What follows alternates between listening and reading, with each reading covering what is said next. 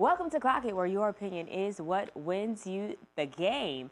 Today we are back with our incredible contestants. He is from iHeartRadio and one of our favorites, might I add, Kelly V in the place to be. What's up? We back in the building. What up, y'all? You are definitely back. Yeah, we feeling festive in the building. This is what it's about. It's the holiday season. Let's get it started, man. Yeah, let's do exactly that. I love the energy, Kelly, and he's our favorite baking realtor, no other than Myk is here joining us.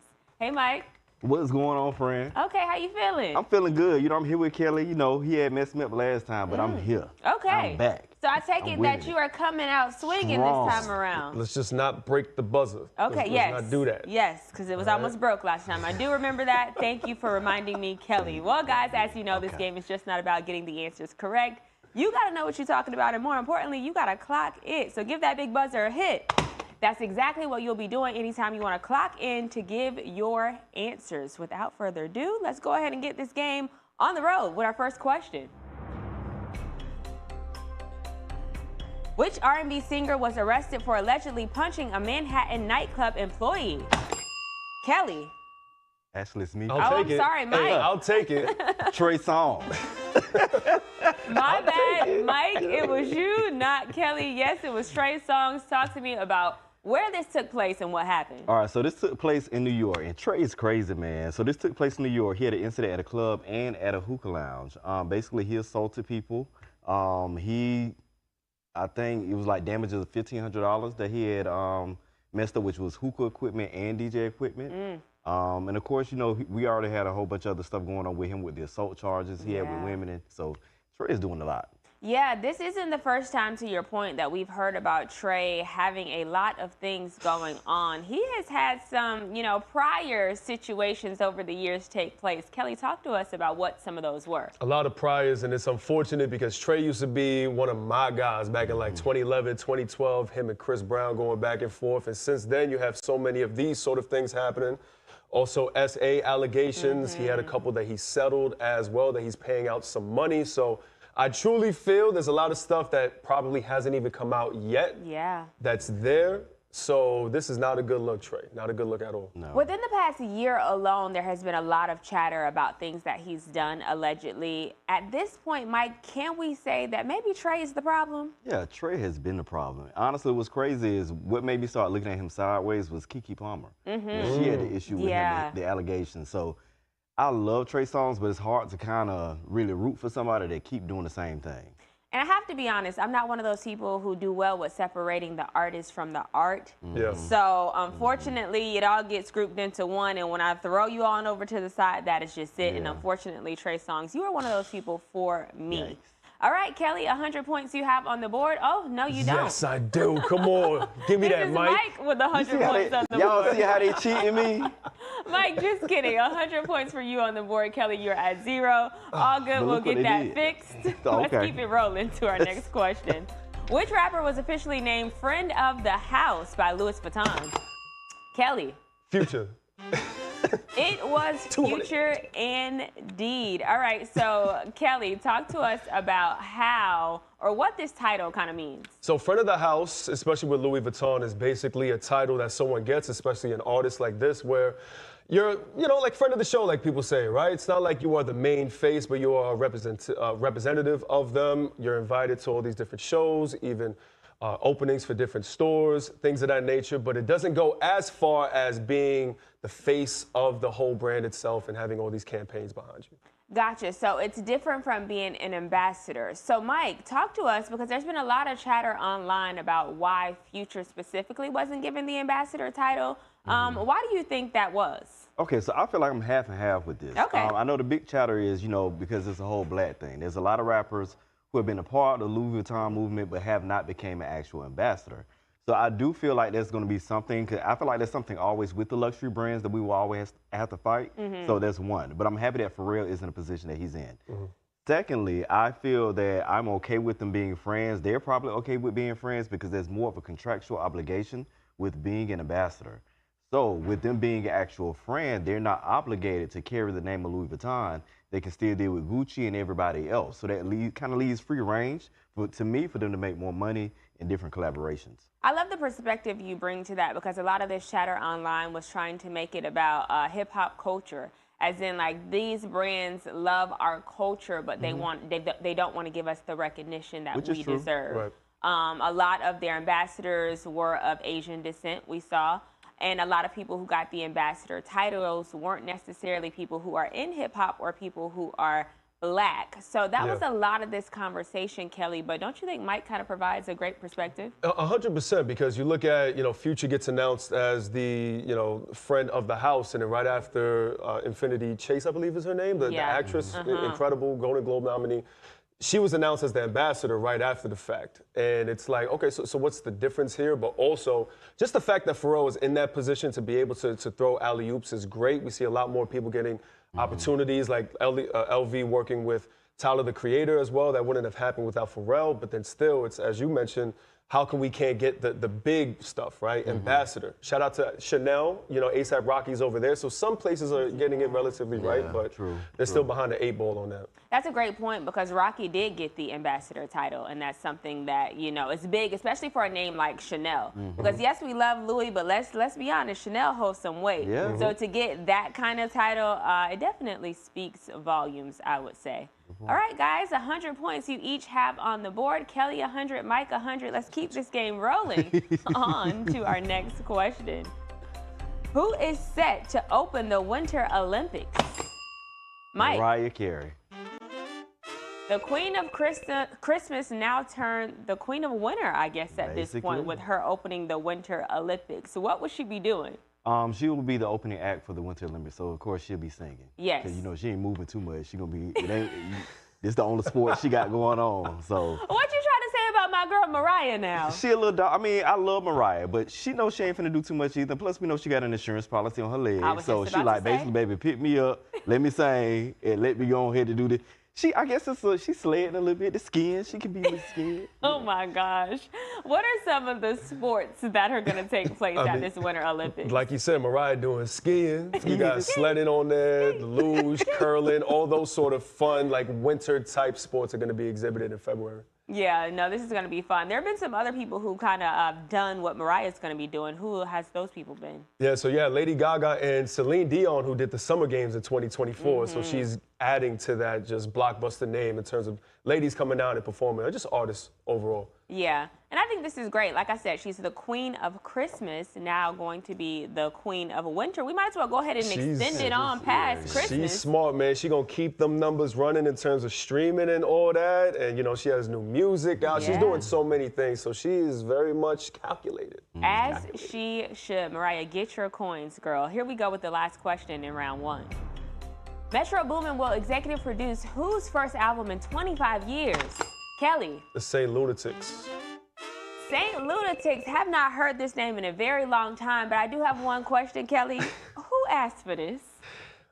Nelly did, and people from St. Louis asked for it, okay? So we're going to receive it, whether you like it or not. And it's very interesting because Nelly and Ali, another member of the St. Lunatics, have been going back and forth legally, specifically about, them saying that Nelly didn't give him the proper credit as well as money and residuals from that first album, Country Grammar, from Nelly. It's been ugly. Once again, it went to court. And even the other St. Lunatics, because Ali put this lawsuit in that name, they were like, we're not really rocking with this. We're not co-signing this. So he had to drop it in April. Then out of nowhere, they're dropping a full album with Metro.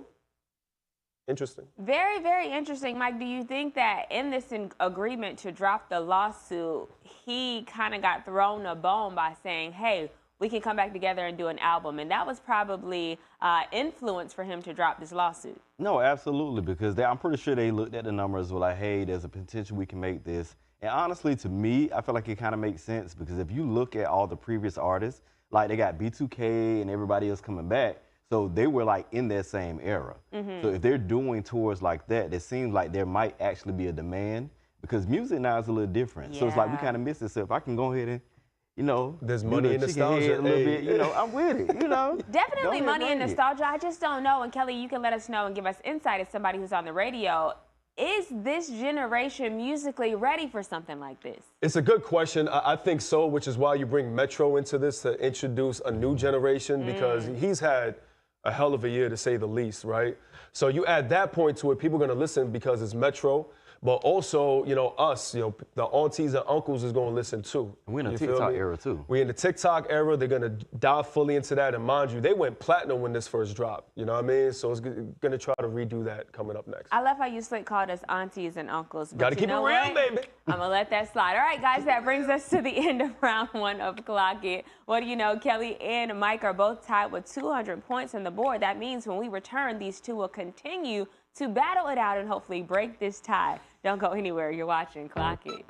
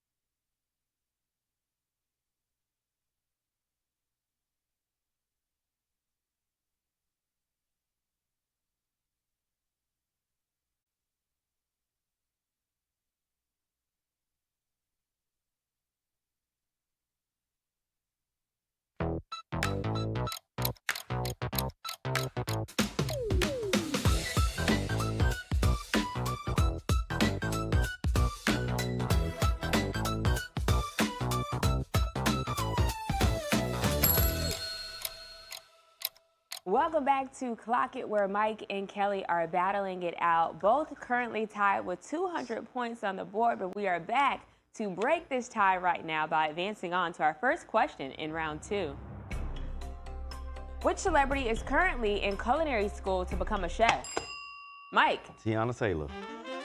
My girl TT is becoming a chef. Now, is culinary school for a role, or is this the real deal? No, this is the real deal. My girl really loves to cook, and I'm happy to see it.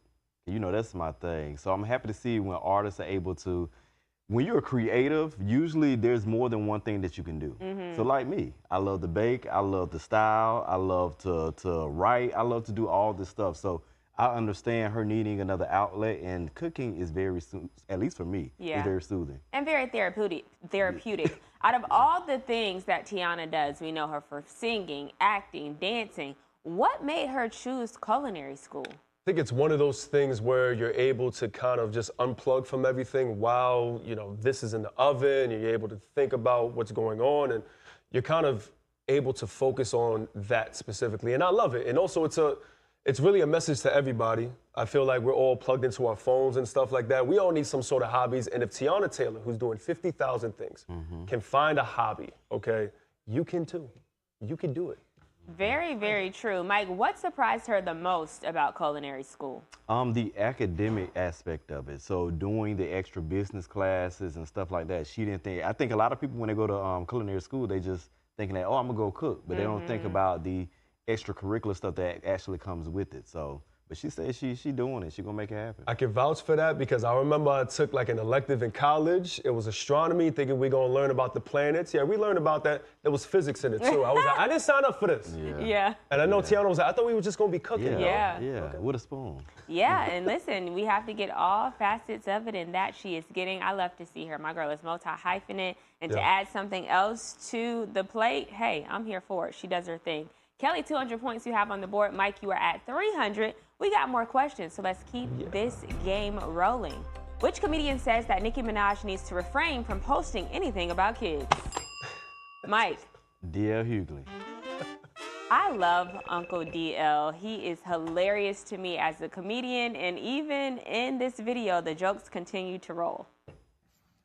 I mean, I can't tell people what to post or what to say, but Nicki Minaj damn sure needs to stay away from anything, posting anything about kids, trans or otherwise. She supports a dude that is on the Epstein list 1,000 times. She's actually married to a registered sex offender, a pedophile. She shouldn't be able to watch Jason Kidd or listen to Kid and Play or New Kids on the Block. Hell, she got to walk around the aisle with Cabbage Patch Kids on it. And she damn sure should stay away from Sour Patch Kids. And it ain't Governor Newsom Nikki needs to be worried about. It's Chris Hansen. DL is hilarious. He I'm keep sorry, it like real. that was funny. Like I love that he can keep it topical, but also throw the humor in there and it actually be funny. There are not many people who can do this. Why is he saying this about Nikki? Nikki has been doing a lot lately. I feel like Nikki has become that pick-me girl.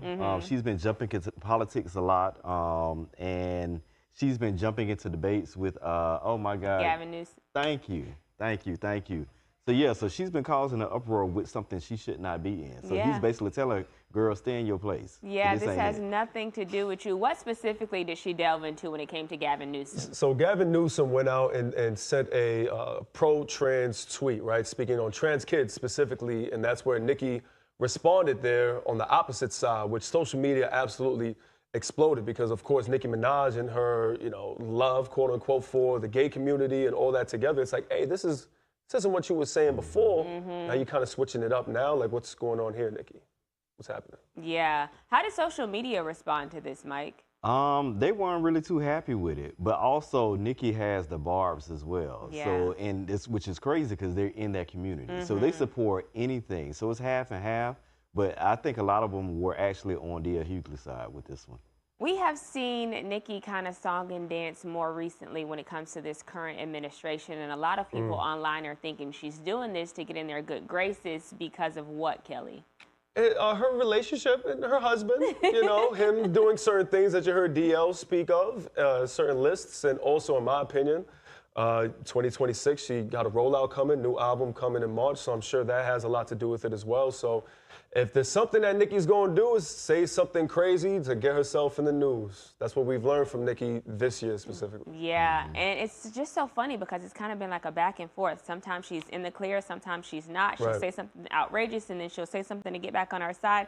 Nikki, I can't keep doing this, girl. Just like, get it together, because like I want to support another black woman, but you kind of all over the place, and it's hard for you to get my support right now. I'm just saying. Kelly, 200 points you have on the board. Myk, you are at 400, making it a $200 difference. There's a comeback. I smell it. Let's see if it happens. Next question.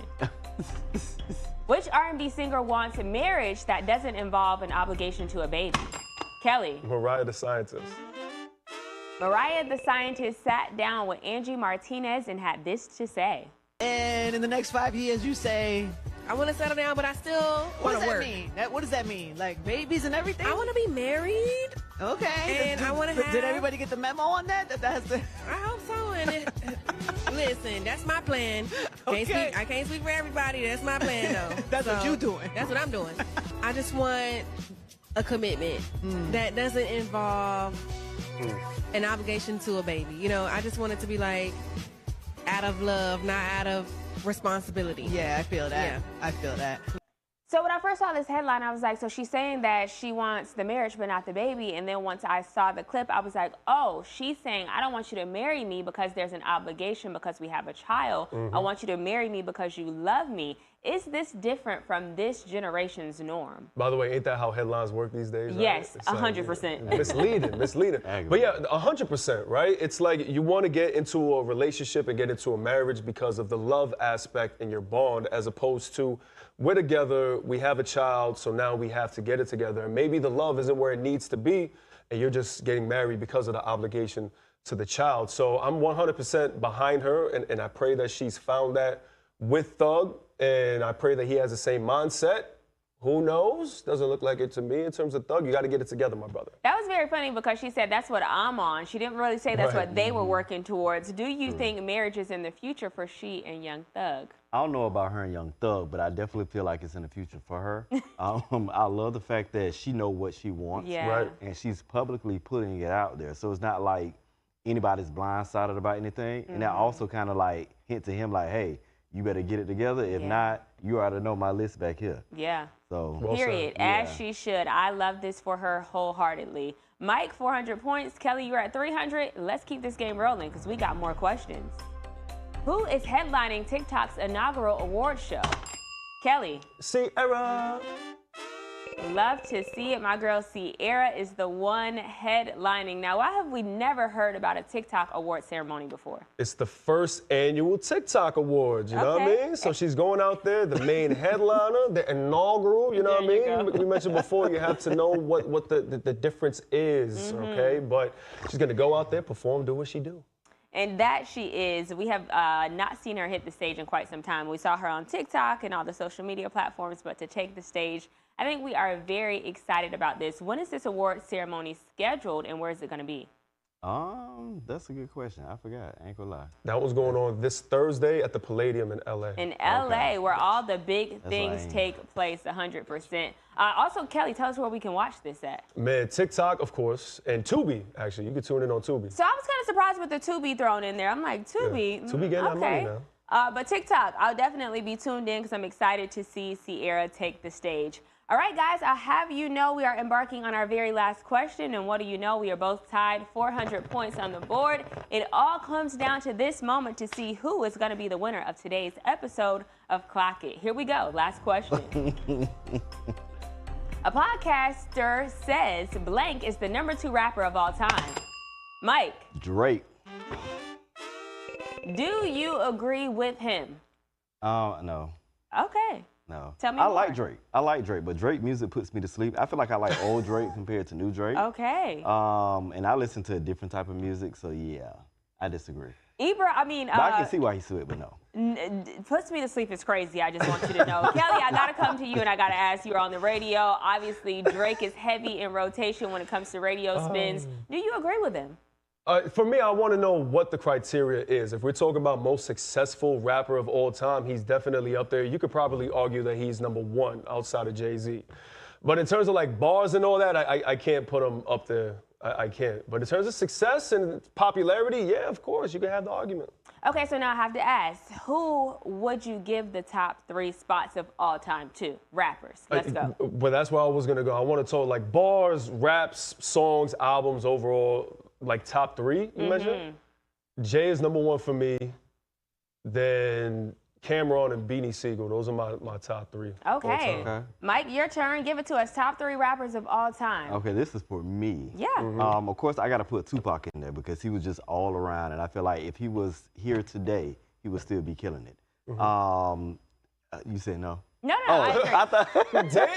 I agree. Keep it going. Jeezy. And I would say during the Carter album era, Lil Wayne. During that time. Solid top 3 there, solid top 3. I love it, both guys. All right, unfortunately, we are at the end of today's show. I would love to keep talking about our top artists. Myk is already making his way over here, so he's letting it be known he is today's winner. I can't be mad. Clock It. Did that. Leaving here today with our Clock It chain, Myk is the winner.